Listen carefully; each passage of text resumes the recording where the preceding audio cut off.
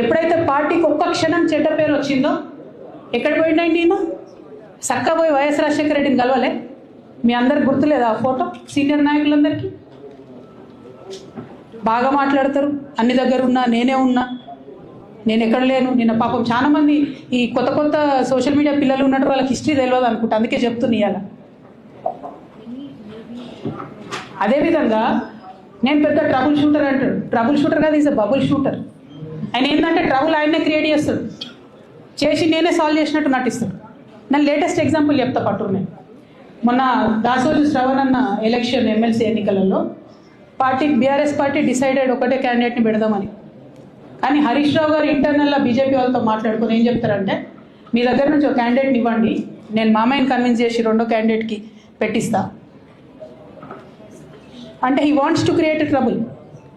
ఈ క్రైసిస్లో ఆల్రెడీ మన పార్టీలోకి వెళ్ళి 10 మంది ఎమ్మెల్యేలు వెళ్ళిపోయినాక, 38 మందిలో 10 మంది పోయినాక నువ్వు ఇంకో సెకండ్ క్యాండిడేట్ని పెడితే ఎంత కన్ఫ్యూజన్ అవుతుంది?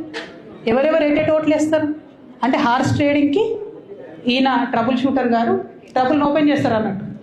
నాకెందుకో లక్కీగా ఒక బీజేపీ ఎమ్మెల్యే గారు ఫోన్ చేసి, అక్క మరి పెద్దసారి పర్మిషన్ ఉందా హరీష్ అని ఇట్లా అంటున్నారంటే, నేను డైరెక్ట్గా పెద్దసారికే ఫోన్ చేసి నాన్న మరి ఇట్లా అంటున్నారు, మనం సెకండ్ క్యాండిడేట్ పర్మిషన్ ఇస్తారంటే, nothing doing, only Shravan will get elected, ఎవరు చెప్పారు మీకు అని అంటే, నేను ఆ విషయం వెంటనే అటువైపు కన్వే చేసిన, లేదండి మాకు అట్లాంటి ఆలోచన లేదు.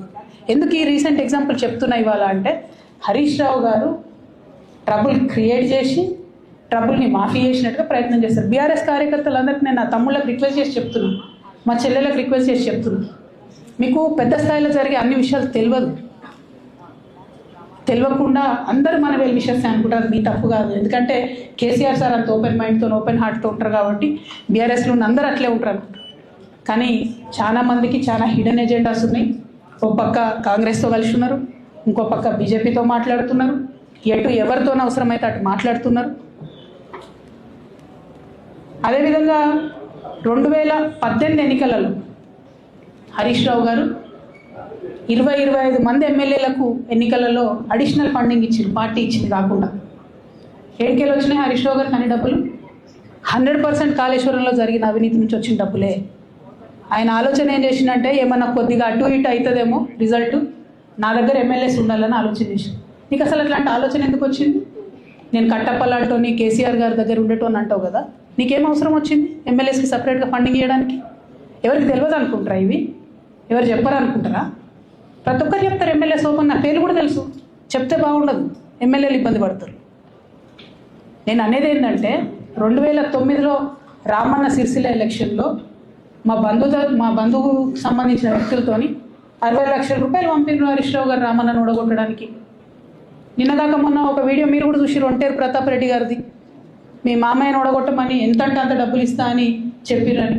ఓ పక్క కేసీఆర్ గారిని ఓడగొట్టాలి, ఓ పక్క కేటీఆర్ గారిని ఓడగొట్టాలి, నిజామాబాద్లో నా ఎంపీ సెగ్మెంట్లో అందరు ఎమ్మెల్యేలను మేనేజ్ చేయాలి, అందరిని మన కేసీఆర్ కుటుంబాన్ని ఓడగొట్టాలి, విచ్ఛిన్నం చేయాలి.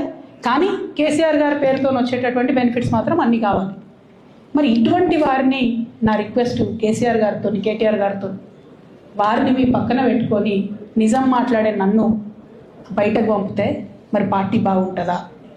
దయచేసి ఆలోచన చేసుకోండి.